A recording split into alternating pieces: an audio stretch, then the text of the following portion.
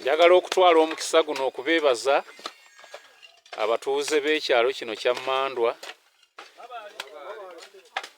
Mabaale olw'omulimu guno gwe mukoze ogwa bulungi bwansi, naddala nga twolekera amazaalibwa ga Ssaabasajja Kabaka ag'emyaka 71.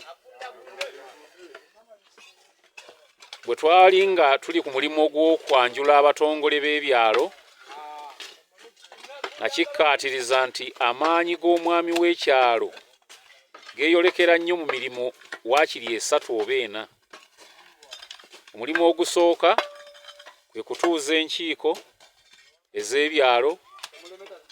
Omulimu ogwokubiri kukola bulungi bwansi,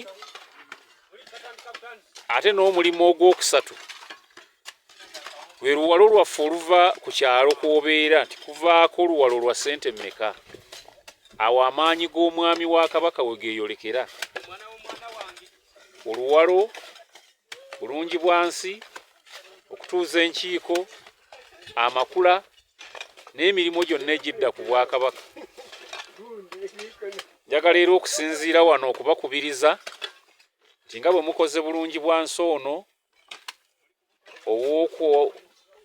ow'okujjukira amazaalibwa ga Ssaabasajja Kabaka, ate era bwe mutyo mujjumbire n'okugula emijoozi. Enguudo zino, oluguudo luno lwe mugogodde bwe muti tuluyitemu ku lunaku luli nga lulungi. Mwebale nnyo, mwebalire ddala. Nze Ssaabwe John Ssempala, omwami wa Kabaka atwala eggombolola eno Ssaabawaali Mijwala.